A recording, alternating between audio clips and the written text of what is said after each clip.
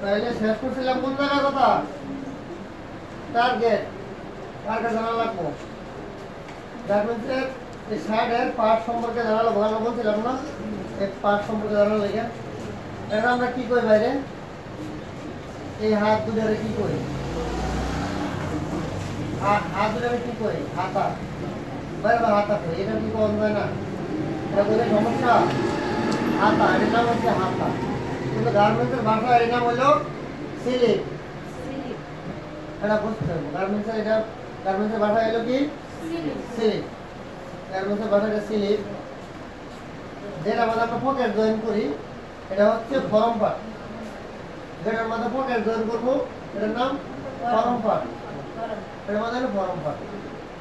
পিছনের এটা এই পার্টটা এটা হচ্ছে ব্যাক পার্ট, শার্টের ব্যাক পার্ট। এটার নাম কি? কমন জিনিস এটা, এটার নাম কি সবাই জানার কথা? এটা হচ্ছে কলা। গার্মেন্টসের ভাষায় কলারি বলে। আর এটা হচ্ছে বোতাম, বোতাম আপনার বাইরে তো বোতাম, কিন্তু গার্মেন্টসের ভাষায় এটা হচ্ছে বাটন। এটা হলো বাটন। তাহলে এগুলা সম্পর্কে আমার জানতে হবে। আজকে কি কি আমরা শিখলাম? প্রোডাকশন, মেশিন সম্পর্কে জানতে হবে ভালো করে। মেশিন চালাবো, মেশিন কোন দিকে ঘুরে, কোন দিকে ঘুরে সেলাই হইতেছে, মেশিনের ববিন কেস কয়টা এবং ববিন কয়টা, নিডেল কয়টা আর সুতা কয়টা, এগুলা এগুলা সব একসাথে মনে রাখা সম্ভব না, কিন্তু এগুলো তো কমন জিনিস, এগুলা মনে রাখা লাগবে। আমরা যদি এগুলো মনে না রাখতে পারি আমরা এগুলো চাকরি করতে পারবো না। যেহেতু চাকরিটাই খুব ইম্পর্টেন্ট, তাইলে এই কাজ করে খুব দায়িত্ব সহকারে করতে হইব, এটাই বাস্তব। কারণ চাকরিটা আমার খুব দরকার। চাকরি দরকার হইলে এই চাকরি দরকার হতে লাগে কি করতে হবো? কাজ সম্পর্কে জানতে হবে, কাজ জানা লাগবে। কাজ না জানলে ওই লোক নিবে না। কাজ জানা লোক গার্মেন্টসের সামনে থেকে কথা নেই। আমরা তখন লোক নেই, অপারেটর তখন নেই। একটা অপারেটর আমার কাছে অনেক দামি। গার্মেন্টসের একটা অপারেটর স্বর্ণের থেকে কথা নেই। যে কাজ জানা লোকের সাথে স্বর্ণ আর হীরার কোনো টাইম নেই, যায় সময় নেই। তাইলে ওই গার্মেন্টসের কাজ জানা লোক তারা তুলনা করে স্বর্ণ আর হীরার সাথে। তাহলে ওই কাজটা কত দামি কাজ, অনেক দামি একটা কাজ। আগে কাজ জানতে হইব। আমরা দেখেন যে দাঁড়াই চাকরির জন্য, সরকার চাকরির জন্য আবেদন করলে আগে কি জানা লাগে? আগে কি লাগে? সর্বপ্রথম লাগে তার সার্টিফিকেট, সঠিক শিক্ষা এবং সঠিক সার্টিফিকেট।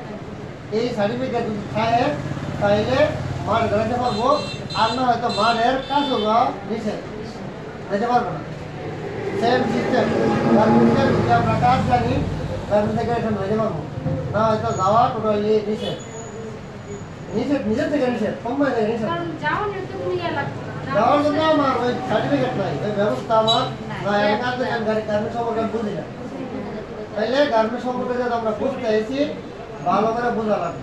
চাকরিটা যেহেতু ইম্পর্টেন্ট, তাইলে কাজের প্রতি শ্রদ্ধাশীল হওয়া লাগবো। এই কাজটা ইম্পর্টেন্ট করে দেওয়া লাগবে। আমার কাজটা আগে,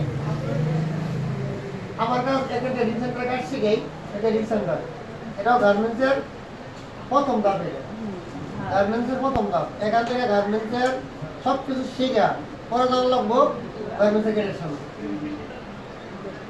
তাহলে ভাব করেন কাজ শিখতে পরে জানা লাগবো গার্মেন্টসের গেটের সামনে। তাহলে না দাম আছে, এছাড়া কোনো দাম নাই, কোনো মূল্য নেই, হেল্পার নেয় না। নর্মাল অপারেটর হইলেও 12,000 13,820 টাকা দিয়ে রেখে দিবে। একটা লোকের 13,820 টাকা বেতন ধরে তার মাস শেষে প্রত্যেক দিন 2 ঘন্টা 3 ঘন্টা 4 ঘন্টা ওভার টাইম করলে বেতন হইব কমসে কম 18 থেকে 19,000 টাকা। যদি কোনো লোক ভালোভাবে ইন্টারভিউ দিতে পারে তার বেতন হইব মিনিমাম 20 থেকে 25,000 টাকা। এখন বেতনের কথা বলি, জিগাইব তুমি আগে ব্যক্তিতে বেতন পাইতা কত? যদি চাকরিও করতো তাহলে কিন্তু জানতো বেতন কত পাইতো। আগে বেতন কত ছিল? বেতন হইলো গার্মেন্টসের বেতন হয়েছে অপারেটরের যে বেতনটা 13,500 টাকা, 13,520 টাকা। এটা হচ্ছে একবারে নর্মাল অপারেটর, যেটা কাজ করে না মেশিন দিচ্ছে অপারেটর নামে অপারেটর, আর বেতন হইলো 13,520 টাকা। এরপরেটা হইলো 13,820 টাকা। এটা হচ্ছে একটু মানে একটা দাম সামনে গেল। এরপরে এরপরটা হচ্ছে 14,500 টাকা। তারপর হচ্ছে 14,500 টাকা। এটা একটু ভালো মানের অ্যাপোয়ার্ডার 14,500 টাকা বি গ্রেডের যেটা। আর যারা 13,500 টাকা 13,800 টাকা সি গ্রেডের অ্যাপোয়ার্ডার। বি গ্রেড তাহলে বি গ্রেডের অ্যাপোয়ার্ডার বেতন হলো 14,500 টাকা। 14,500 টাকা বি গ্রেডের বেতন। আর এই গ্রেডের বেতনটা এটা হলো 15,220 টাকা। ঠিক আছে, তাহলে আমরা এলো মোটামুটি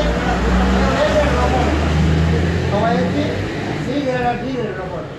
তাহলে যদি গায়ে আগের জায়গায় বেতন কত ছিল, ও যদি বলে যে ওর ইন্টারভিউ মোটামুটি হয় না, এটা কারণ একটু হাতটা ভালো দেখে পরে রাখার ব্যবস্থা করতেছি।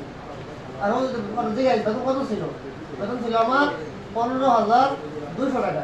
তাহলে আমার কাজের সাথে কাজের সাথে মিল নেই, কারণ 15,200 টাকা বেতন যে ভালো পড়ার সিনিয়র পড়ার তার বেতন হচ্ছে 15,200 টাকা। আর 13,520 টাকা কার বেতন 13,520 টাকা যারে মানে হাতটা কোনো রকম ঠিক আছে রাখা যায় না, এরপরেও 2 দিন সময় দিলে ভালো হবে। তার বেতন কত 13,520 টাকা। 13,520 টাকা তার বেতন। তাইলে আমি যেহেতু ভালো কাজ পারছি না, তাহলে আমার কথাটা ওইভাবে বলা উচিত। ঠিক আছে, যে যদি আগে যদি বেতন কত ছিল তোমার, আগে যদি বেতন ছিল সর্বোচ্চ কত হবো 14,500 বা 13,800 টাকা বা 13,500 টাকা। ঠিক আছে, এরকম একটা কথা বলতে বলা যাবে না যে আমার বেতন ছিল 15,200। 15,200 টাকা হলে সিনিয়র জেনারেল পড়ার 15,200 এবং 14,500 14,800 এই বেতনগুলো হইলো সব সিনিয়র অপারেটর যারা। আর সিনিয়র অপারেটরের নিচে যেগুলো আছে ওর বেতন হয়েছে 13,800 13,500। এই দুই গ্রেডের বেতন, সি গ্রেড আর ডি গ্রেড।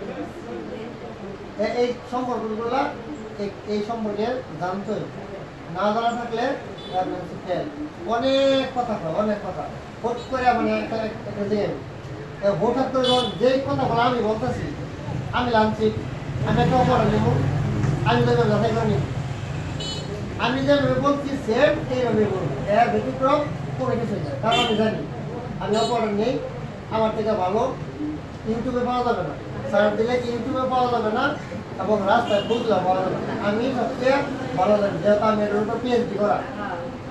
অপরাধের কি জিগাইতে পারে, কি জিগানো লাগবো, আর কি জিগাইলে কি কইব আমি সবচেয়ে ভালো জানি। আমার কোথাও শিখতে হবে না, আমার কোনো ইউটিউব দেওয়া লাগবে। আমি যে কথাগুলো বলছি এই কথাগুলো মনে রাখা লাগবে। অনেক কথা বলছি, যদি একটা দুটা প্রতিদিন একটা করে মনে রাখি 10 দিনে 10টা হয়ে যাবে।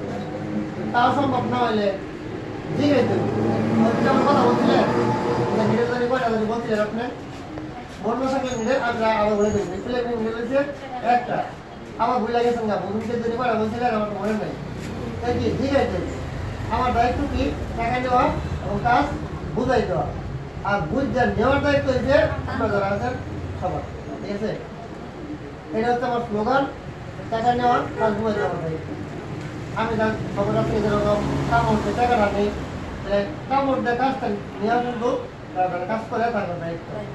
আমার কিন্তু কোনো কিছু নেই, আমার সময় বাড়াবো, ঘন্টা দেখবো, ঘন্টা বাড়াবো, বেল দেবো, অপারেট শুনি চলে যাবো। আমি আসলাম গেলাম 30 দিন হয়েছে।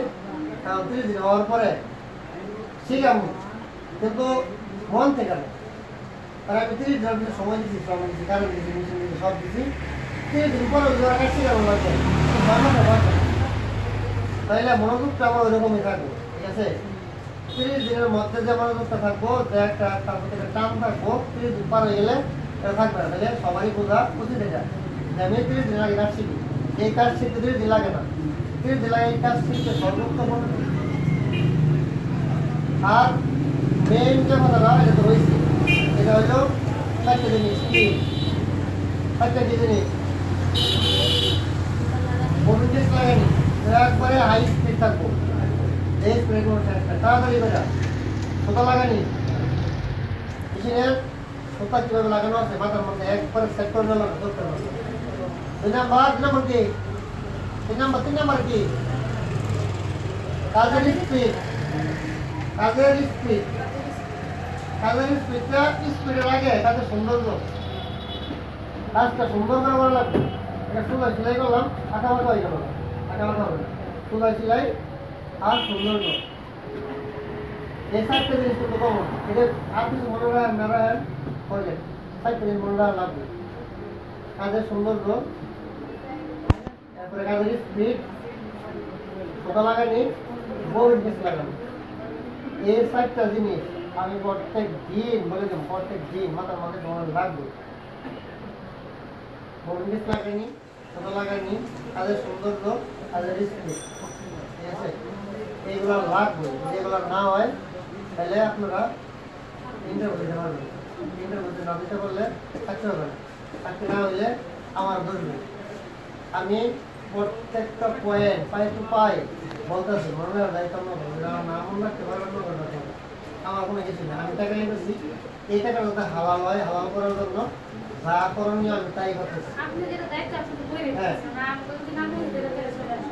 আপনারা এটা বলতে পারবেন না দুই বেলা তোমার শিখে গেছে না আরো কিছু কথা আছে আর অনেক গার্মেন্টের কথা আছে সব কথা একবারে বললে আপনারা মনে রাখতে পারবেন না আমি সময় পাবো বিশেষ করে শুক্রবার বিকালে আবার কথা বলবো আর আগে আর কোনো কথা নেই ঠিক আছে শুক্রবার বিকালে যারা আছে ট্রেনিং সেন্টারে সবাই একত্র করে তোমার কথা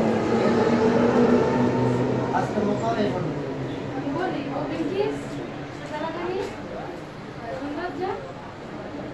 কাজের সৌন্দর্য আর হচ্ছে